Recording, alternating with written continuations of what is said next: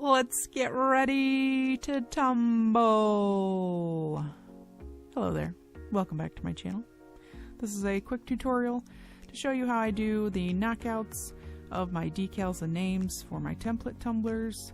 So everything's linked down below. Hopefully subscribe, come back for more, and let's go ahead and get started on this one.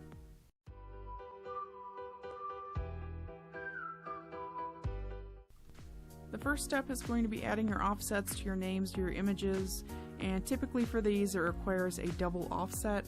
So I'm going to show you how I do this in Photoshop CS6.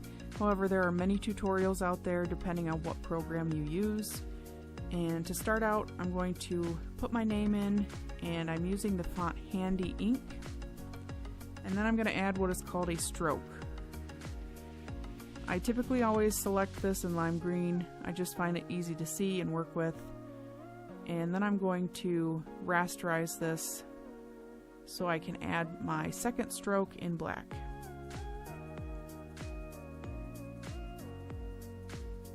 And you can choose whatever width you'd like. It's just whatever you prefer and how you want it to look. So that outside offset is basically your spacing between the name and your pattern. So I'm going to rasterize that again, and then I'm going to eliminate the lime green areas. Technically, I know in Design Space you could eliminate that green as you're uploading the image. I just prefer to do it ahead of time and then save it as a PNG so that it stays transparent.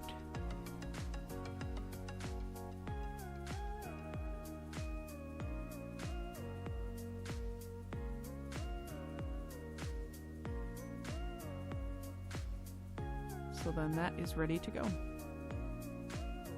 So you're going to upload those, get them cut, and then the critical part is weeding, because depending on what you take out, that's going to change how it's going to look on the cup.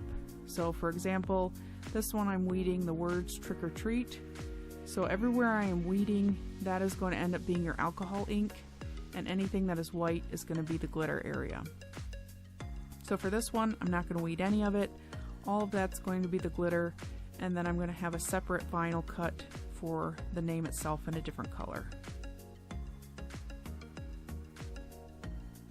So with your decals and your templates cut, you are ready for placement. For both of these tumblers, the Trick or Treat and America, I am going to place the decals first, and then I will put the template wrap on top. There's a couple reasons I like to do this. One being I can cut multiple templates at a time, have them ready to go, and two, because I'm putting that decal where the seam comes together, it's a lot easier to hide the seam. If it doesn't come together perfectly, I just have to adjust little areas around the name or the picture. And if I were to slice this in the middle, for example, that seam would be a lot more noticeable because there's nothing to cover it up.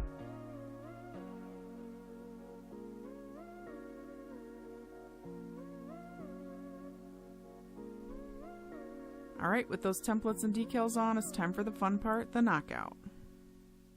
You're going to want to make sure you have a nice sharp blade to make it easy to cut around, and I use my fingernail to feel for the bottom decal and to highlight where that edge is, and then I take my knife and I cut along that bottom decal. And you're going to want to do this all the way around. The curved areas can be a little tricky, so you just have to go slow and take your time.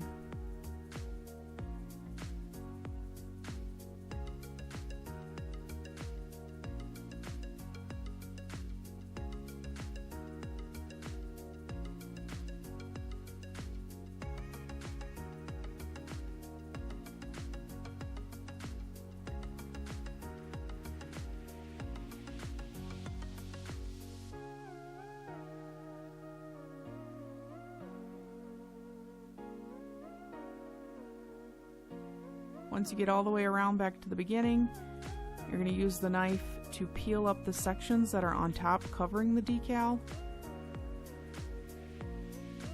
And you just want to kind of peel up under the edge and pull it off. This is Oracal 631 removable vinyl, and I find it comes off pretty easily. I've never really had an issue with it peeling the decal underneath up. You just have to be a little bit gentle with it. So you're going to peel that up all the way.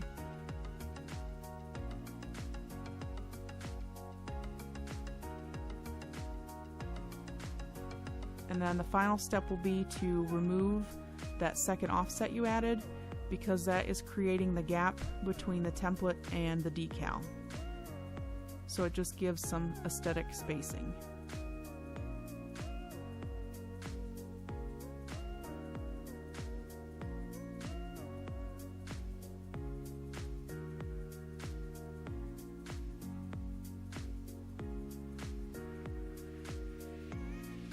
And that one's complete. I will follow that same process on this next tumbler. I use my fingernail to highlight where the edge of the bottom decal is, and then cut around. And again, I'll do that all the way around, and then I will peel up any of the template that is on top of the decal.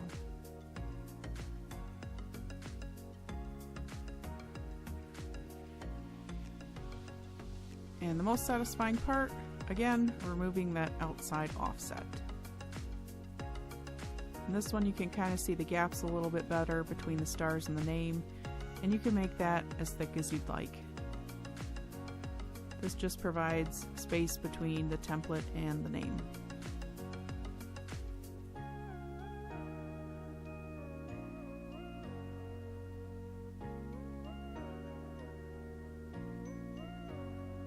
There you go. So for this one, after you get the inks on, it's going to require one more coat of epoxy, and then you'll take the name decal and place that on top. So once all your inks are on, you're ready to take all your decals off.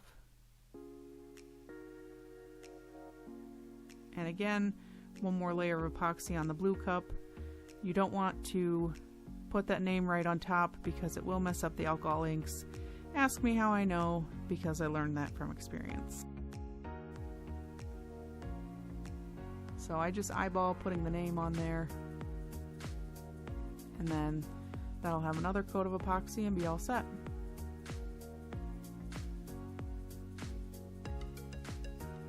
Here, these are complete. The Trick or Treat tumbler, everywhere that had the white vinyl is now the orange glitter, and on the America tumbler, everywhere that had the black vinyl is now the white glitter.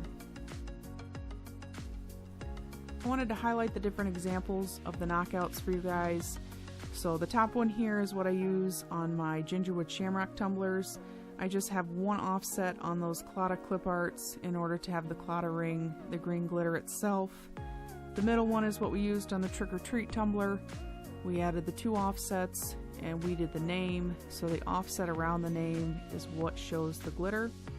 And then the bottom one here is the red, white, and blue tumbler, where we didn't weed any of it, and we added the name on top in a separate vinyl color.